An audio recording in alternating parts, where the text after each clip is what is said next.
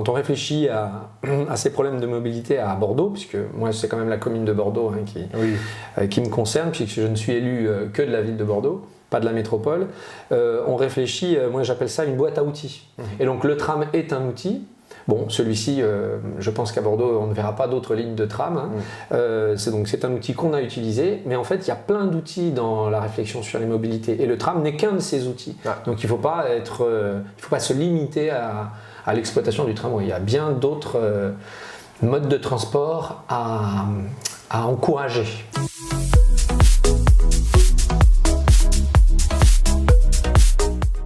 J'avais une question, bon, je fais des aveux à chaque fois dans cette émission, à chaque fois c'est des petits aveux, mais je fais un aveu, l'année dernière quand la nouvelle mairie, la nouvelle équipe vous avez arrivé, j'étais un peu déçu d'aller dire « Ah, il n'y a pas d'élu mobilité ». Et j'ai vu la mobilité dans les cadres de vie. Voilà. Et au début, je dis bah, « Je ne suis pas content, je suis déçu ». Mais au fur et à mesure, peu à peu, je me suis dit, ah mais en fait, oui, c'est tout à fait logique en fait. La mobilité dans ces dossiers cadre de vie, il y a tout à fait sa façon d'être.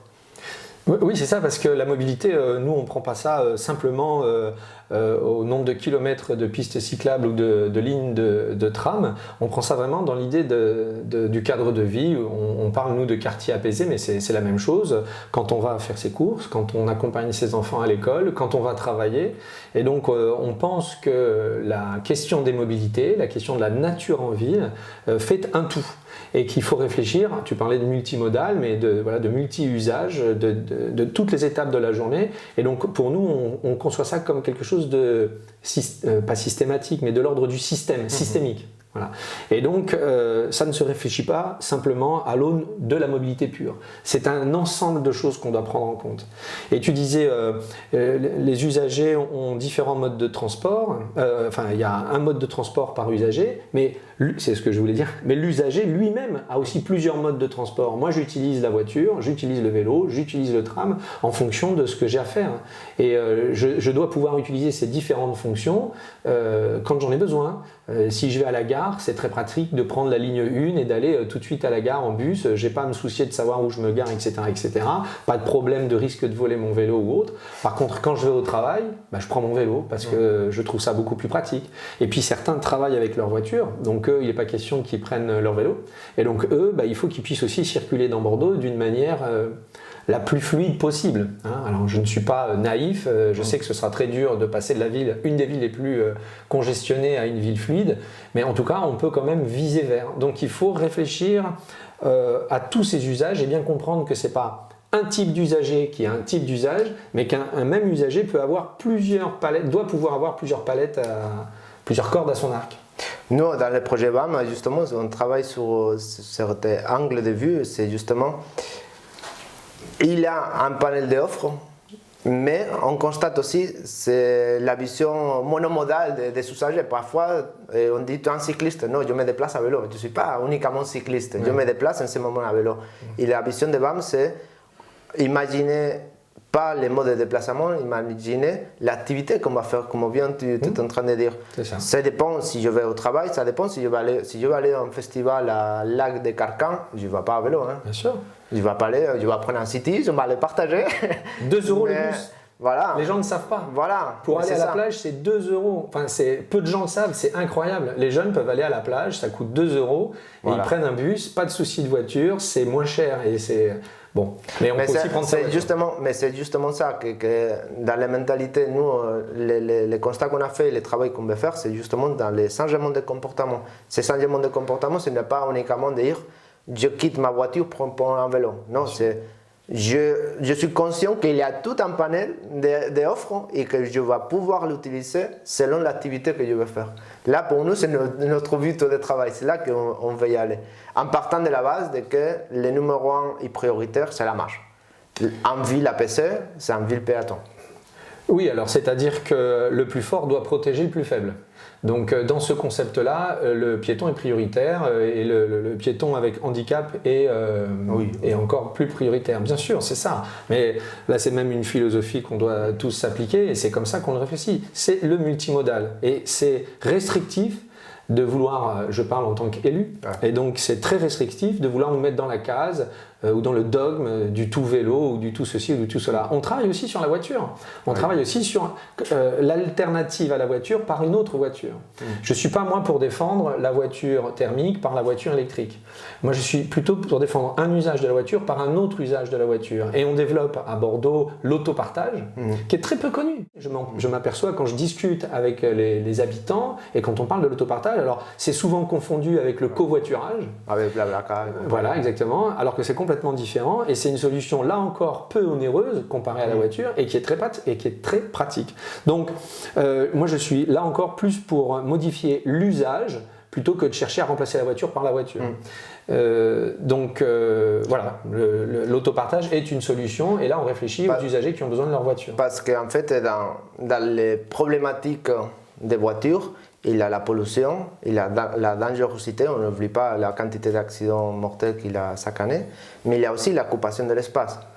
La voiture thermique, voiture hybride ou électrique, il résoudre les premiers soucis, mais pas les autres deux. Voilà. Alors, changer la voiture thermique pour une voiture électrique, c'est bien, mais ce n'est pas, pas l'idéal. Voilà. C'est ça.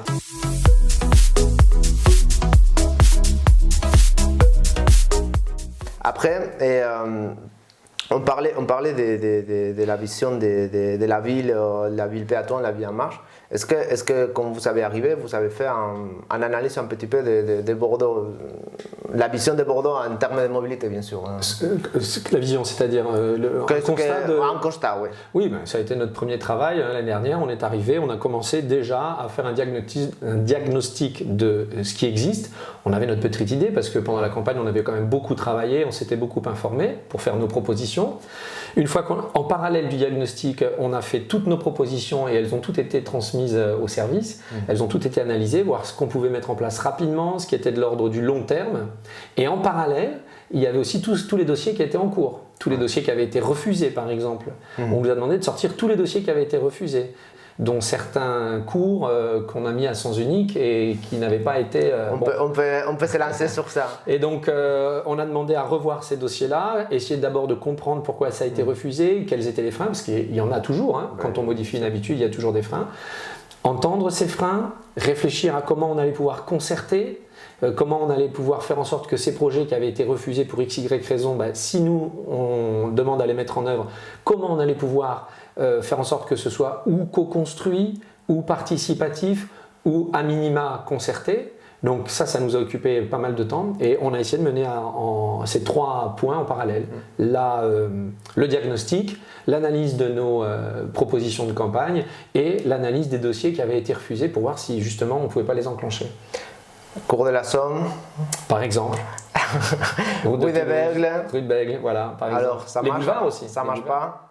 Ah ben les boulevards. Mais c'est différent. Entre les boulevards et le cours de la Somme et la rue de Bègle, les problématiques sont un peu différentes, je trouve. Les problématiques sont différentes, mais les boulevards, la petite partie qui avait été aménagée avec les coronapistes, quand j'ai demandé à ressortir le dossier sur les boulevards, il n'était pas question d'augmenter. Et nous avons demandé à ce qu'il soit réfléchi la possibilité de passer tous les boulevards avec une voie dédiée aux bus et aux vélos. Et à l'époque, ce n'était pas envisagé. Donc c'est quand même, ça faisait partie des dossiers refusés, mais c'était quand même quelque chose d'intéressant à réfléchir. Et dès aujourd'hui, on se rend compte que cet été, là, au mois de juin, 30% de fréquentation de vélos en plus. Les transports en commun, on a fait des enquêtes de qualité pour les utilisateurs, tant par les usagers que par les conducteurs. Les conducteurs sont ravis parce qu'il n'y a plus de congestion, parce que les passagers sont apaisés, puisqu'il n'y a plus de retard, puisque l'efficacité. Et là, on ne peut pas faire accélérer les bus parce qu'ils sont tenus à des créneaux horaires, mais quand on va pouvoir les laisser accélérer, puisque maintenant ils roulent à une vitesse normale, les gens vont même gagner en temps de trajet. Donc sur ce point-là, c'est une réussite. Va falloir attendre un peu parce que les automobilistes, évidemment, maintenant sont contraints à une seule voie. Donc, On l'a vu partout, le pont de Pierre à Bordeaux, les grandes places emblématiques de Bordeaux, partout où la voiture a disparu, on s'aperçoit que cet usage se transforme. Hein, on dit souvent que le trafic s'évapore, pour faire la métaphore avec l'eau. Donc là, il va falloir attendre un petit peu que le trafic s'évapore, que les gens se rendent compte, tous les étudiants qui prennent les bus sont ravis. Donc peut-être que maintenant, les gens qui utilisent les boulevards... Mais est-ce que sur le boulevard, il a été constaté qu'il y a des voitures qui s'évaporent? Alors, jusqu'au mois de juin, on a été embêté par les trafics liés au Covid. Et donc, les chiffres, il faut être très prudent avec les chiffres parce que je pourrais vous dire oui, c'est super, etc. Non. Mais il y a une grande partie qui est liée au confinement et aux mesures anti-Covid. Et il y avait beaucoup de télétravail à cette époque. Et donc, évidemment, les chiffres nous sont favorables. Bah oui. Il faudra être un petit peu patient. Au mois de juin, la congestion est revenue, pas plus qu'avant. Hein, donc comme on a enlevé une voie, on s'imagine que s'il y a autant de congestion qu'avant, c'est bien qu'il y a des voitures qui ont disparu, mais il faut être un peu prudent, il faut avoir des analyses précises. Septembre sera le mois clé avec la rentrée pour comprendre vraiment maintenant, en termes de transport en commun, c'est acquis, en termes de vélo, c'est acquis. Ça y est, les résultats sont déjà probants, quantitativement et qualitativement. Mais pour l'activité automobile, bon évidemment l'été elle est moindre, les mesures anti-Covid elles étaient moindres, donc septembre sera vraiment le mois décisif où on verra c'est curieux parce que quand tu me parles, il y a des voix qu'il y a dans ma tête qui me font rigoler. Et souvent j'entends ça des gens qui disent non mais les bouchons, mais comme si avant il n'y avait pas de bouchons sur le boulevard. Un vendredi après-midi dans les boulevards, il y a 300, c'était l'enfer, c'était quelque chose d'horrible. Oui, bien sûr. On dirait que c'est les couleurs du vélo qui sont créés les bouchons. Non, mais les bouchons existent déjà. Mais bon, bien après, sûr. Il faut comprendre aussi que quelqu'un qui passe en demi-heure dans 100 bouchons, bah, il n'est pas content, c'est normal. Voilà, alors pour l'instant, les derniers chiffres, c'est 4 à 8 minutes de plus qu'avant sur l'entièreté des boulevards. Donc c'est on n'est pas à la demi-heure quand même. Et si je me souviens bien, en plus, pour les chiffres que j'avais entendus l'année dernière, c'est que 1% des déplacements des boulevards qui font tous les tours des boulevards. Alors, c'est pas tout à fait tout le tour, mais il y a beaucoup de trajets, en fait, sans donner de chiffres, mais il y a beaucoup de trajets que les Bordelais font de Bordeaux à Bordeaux. Hein, en prenant les boulevards. Voilà. Donc, on imagine que ces gens-là qui partent de Bordeaux et qui vont à Bordeaux, hein, donc je les oppose aux gens qui viennent de Talence et qui vont à Bordeaux par exemple, ou ceux qui viennent de Bordeaux et qui vont je sais pas, à Blanquefort. Donc les gens qui viennent de Bordeaux à Bordeaux en empruntant les boulevards, si ces gens-là on leur propose des alternatives transport commun, cyclistes ou autres, eh bien ça va faire diminuer le trafic sur les boulevards et donc c'est sur ça qu'il faut qu'on travaille. Parce que ça représente une grande part de la circulation. Et d'ailleurs, globalement à Bordeaux, il y a plus de 50% de la circulation, c'est moins de 4 km quand même. Donc ça, on ne pourra pas... L'idée, c'est pas de le faire baisser à zéro, puisqu'il y a des gens qui travaillent avec la voiture, il y a des gens qui n'ont pas le choix. Mais sur ces 50%, il y en a une grosse partie qu'on peut diminuer en proposant des alternatives. Et c'est sur ça qu'il faut qu'on travaille. C'est sur ceux qui ont le choix et qui peuvent diminuer. Mais bon... Alors oui, c'est mon travail. Non, mais ça c'est mon travail. Mais après, je sais pas si je peux être un peu dans la confidence. Enfin, je sais que non, puisque on est filmé. Et je crois que je m'en suis aperçu. Mais moi, je pense, j'ai la chance maintenant d'avoir 1 an d'expérience de rencontre des habitants. Et bon, certes, il faut qu'on propose ces alternatives, etc., etc. Mais je ressens de plus en plus dans ces réunions publiques quand même une majorité de gens qui est consciente de ça. Alors c'est toujours difficile quand c'est sur son pas de porte.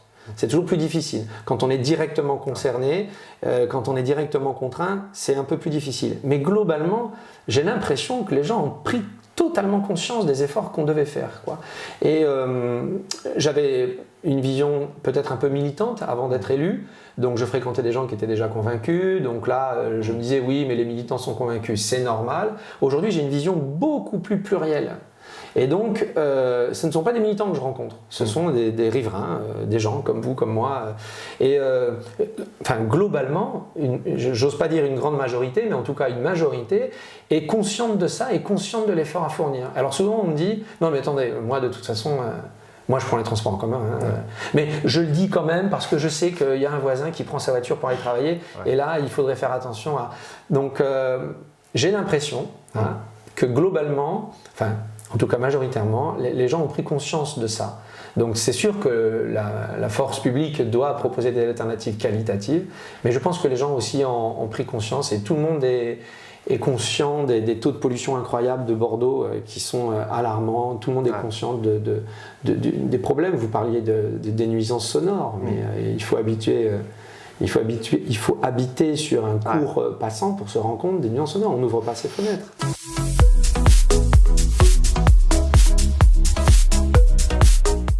Et là, je me lance sur un sujet que je trouve important, c'était l'urbanisme tactique. Oui. Là, que vous avez lancé, la mairie, que surtout c'était toi que tu as beaucoup défendu. Qu'est-ce que c'est l'urbanisme tactique pour toi? Alors l'urbanisme tactique ou pragmatique, voilà. L'urbanisme pragmatique, en fait, l'idée c'est plus, d'abord c'est pour mener des projets d'envergure, on parlait du cours de la Somme par exemple, hein, donc ça sert à ça, et l'idée c'est de ne plus passer par des études qui vont durer des années, faire des concertations que moi je trouve pas suffisamment performantes. Hein, dans la démocratie permanente, on connaît ce terme, on appelle ça les TLM, toujours les mêmes. Et le travers de ces concertations, qui sont importantes, hein, d'ailleurs on les a faites aussi, mais c'est que dans les réunions de quartier, ce sont toujours les mêmes qui participent. Et donc on ne touche pas tous les usagers. Donc l'idée c'est de mettre en place des grands projets en concertant au maximum, donc sur du long terme, un maximum d'usagers, pas uniquement les riverains. Donc ça c'est le premier point. Le deuxième point, c'est qu'on met en place ces grands projets d'une manière rapide et efficace. Pourquoi? Parce qu'on fait quelque chose de léger. On fait quelque chose avec de la peinture jaune, sans toucher au trottoir, sans toucher aux bordures. On fait un test. On peut imaginer que le projet d'abord démarre par une phase de test. Cette phase de test, qui est le deuxième point, elle coïncide avec la phase de concertation. Donc 6 mois de test, 6 mois de concertation. Et ensuite, le troisième point, c'est que c'est réversible. Tout à l'heure, j'abordais la rue de Bègle. C'est-à-dire que si à l'usage, on se rend compte qu'il y a une rue dont il faut inverser le sens, eh ben on inverse le sens. Et ça, on essaye de le modéliser avec des ordinateurs, on essaye de le dessiner avec des ingénieurs, mais parfois on ne pense pas à tout. Et la personne qui vit dans cette rue tous les jours, elle y pense.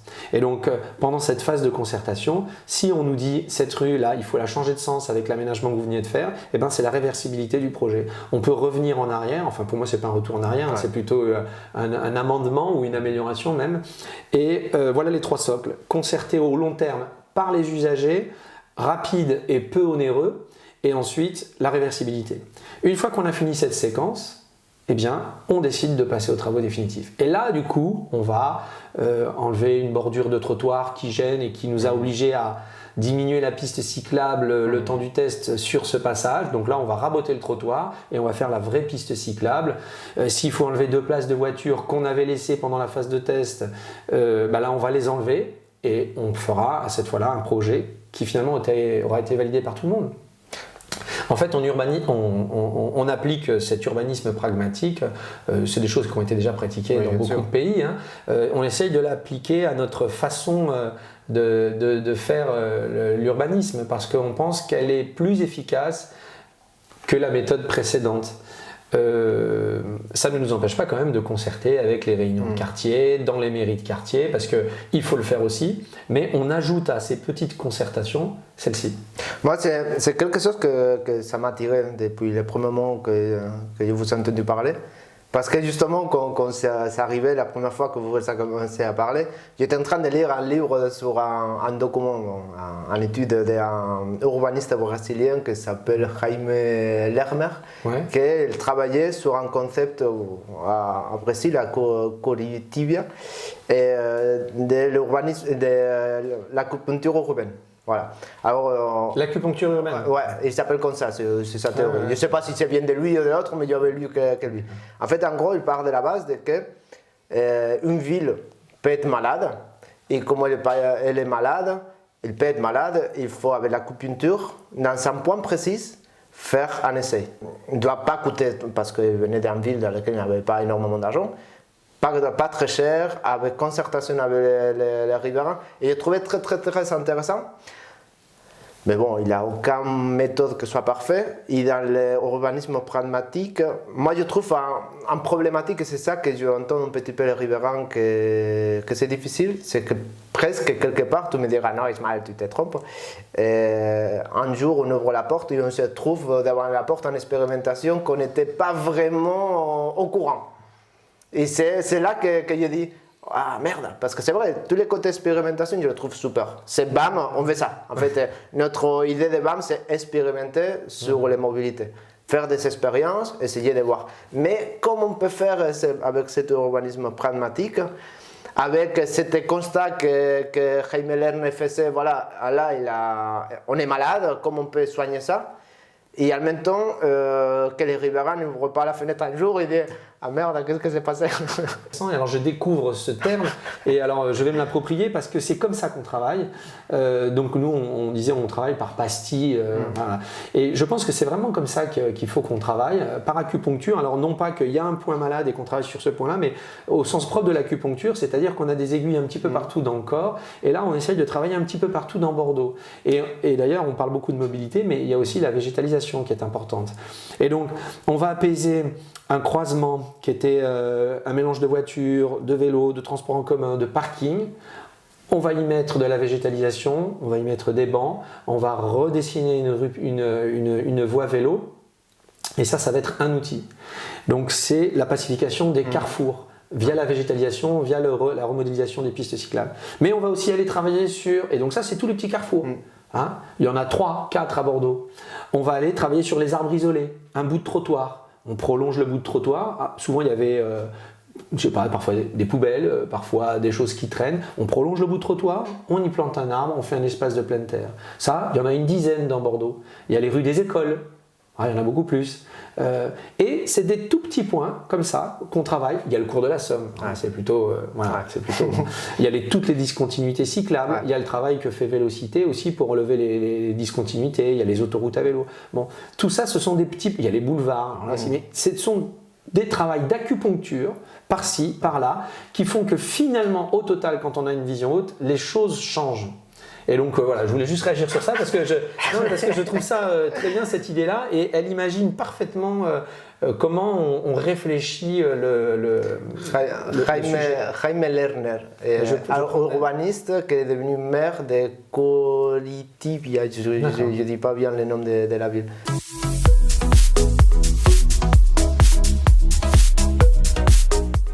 Je sais que tu viens de couper, alors je te fais la dernière question et comme ça je te lance dans le dernier sujet plutôt et après on te libère. Et, il y a quelque chose que pour moi c'est difficile à comprendre pour beaucoup de monde, je crois. C'est le rôle de la mairie de la mobilité parce que les compétences mobilité, c'est la métropole. La voirie, c'est la métropole. Mais par contre, les jours à jour, c'est la mairie. Mais le sujet il est très simple.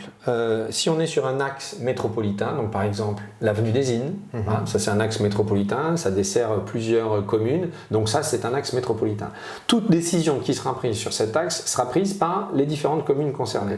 Voilà. Les boulevards, si je travaille à l'entrée des boulevards sur les quais, il faut que je prenne la décision avec la mairie de Bègles. Donc sur des grands axes majeurs comme ça, ce qu'on appelle les axes métropolitains, c'est la métropole qui a la main. Mais la métropole, c'est pas, je viens de l'expliquer, c'est pas une entité comme ça. Non, la métropole, c'est un lieu de négociation quelque part. Voilà, c'est le maire de Bordeaux, c'est le maire du Bouscat, c'est le maire des Innes, c'est les maires concernés, quoi. Ok, c'est ça la métropole. Et c'est ces maires-là qui décident ensemble. À Bordeaux, je suis tout seul à décider. Alors pardon pour la mairie de Bordeaux, les services, les élus qui travaillent. Donc là, on peut les mettre en œuvre beaucoup plus facilement. Et donc là, c'est nous qui décidons ce que nous voulons. Je l'évoquais tout à l'heure quand je disais quels sont les dossiers à faire, quels sont les dossiers que nous voulons faire. Là, les services, alors il se trouve que ce sont des services métropolitains. Les services métropolitains travaillent sur ces dossiers, reviennent vers nous en nous disant là c'est possible sous condition, là c'est pas possible, et là c'est possible quand vous voulez. Et donc là, nous décidons de faire. La décision est prise en dimension mairie, les services métropolitains. Voilà, c'est ça, on travaille avec des services. Alors par exemple, pour être très concret, si vous voulez vraiment comprendre, la métropole, elle fonctionne avec différents pôles. Donc il y a le pôle du Sud, il y a le pôle Bordeaux, et moi je travaille avec le pôle Bordeaux. C'est une équipe d'ingénieurs qui n'est dédiée, alors elle est employée par la métropole, mais elle n'est dédiée qu'à travailler sur la commune de Bordeaux. Et moi je ne travaille qu'avec eux. Et ces agents-là ne travaillent que sur la commune de Bordeaux. Alors ils sont payés par la métropole, mais ils ne travaillent que sur la commune de Bordeaux. Et quand je leur dis, allez, on continue les boulevards, ils me disent, Monsieur Jean-Jean, ok, mais sur ce dossier-là, il faudra aller rencontrer le maire du Bouscat, aller rencontrer le maire de Bègles et ainsi de suite. Et donc là, on fait la démarche métropolitaine.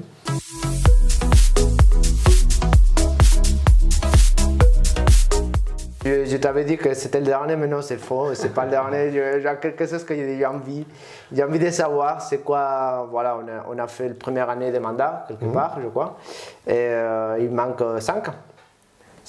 Il reste 5. Et voilà, dans 5 ans, Bordeaux, en termes de mobilité, c'est quoi? Bon, alors spontanément, pour moi, c'est le partage. Moi, je crois au partage. Moi, c'est ça qui me. Moi, je milite pour un partage équitable. Voilà. Moi, je ne suis pas plus pour l'un, plus pour l'autre. J'ai déjà dit dans notre entretien que le réchauffement climatique, on a déclaré l'urgence. Donc, on est d'accord qu'on a un objectif très clair, très précis. On a été élu avec un objectif très clair, très précis. Le premier conseil municipal, nous avons déclaré l'urgence climatique. Donc, tout le monde sait vers où on va. Voilà.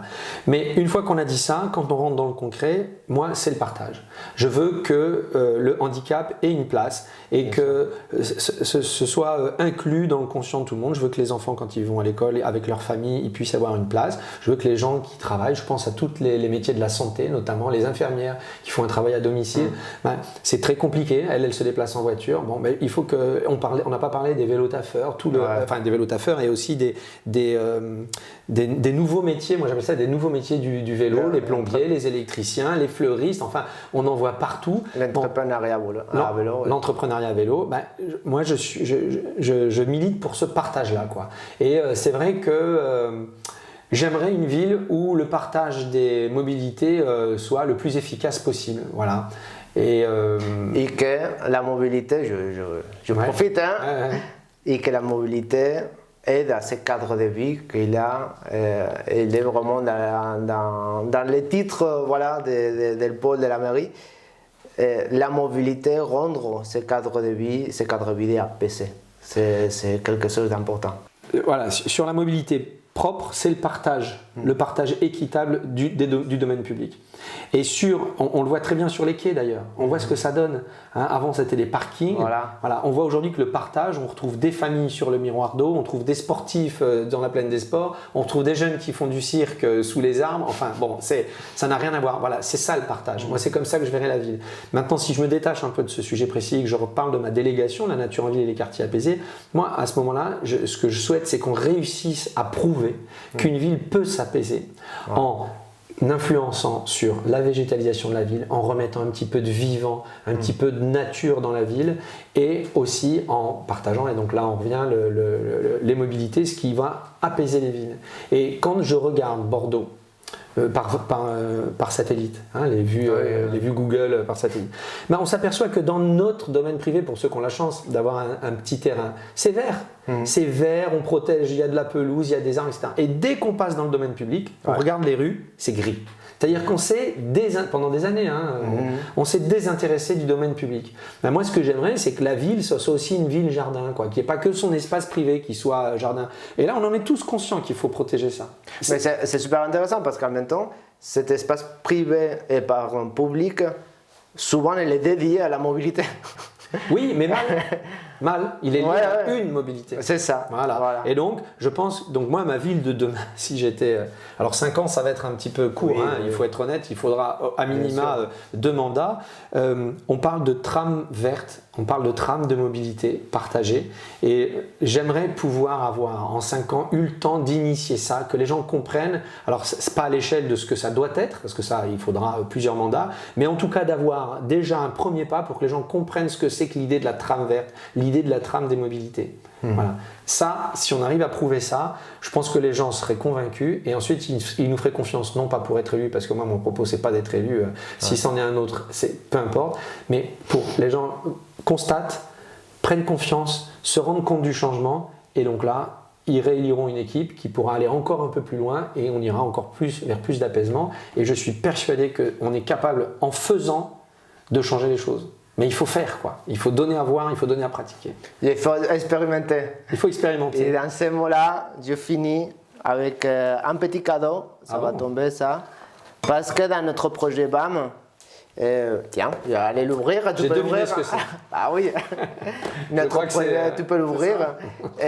Dans notre projet BAM, c'est un projet ouvert à tous, c'est pas que pour les associations, c'est pour les associations, les usagers, les collectivités, la mairie, les entreprises. voilà, on pense un peu à tout ça qu'on est en train de parler, mais on croit dans cette expérimentation, on croit dans l'idée d'être ouvert, travailler ensemble, faire des concertations pour améliorer et faire changer les choses, aller dans la bonne direction. Espérons qu'on puisse ensemble aller vers cet objectif. Agitateur de mobilité. Bam. Merci beaucoup Didier. Avec plaisir, merci à vous, merci à tous et toutes. C'est gentil, merci.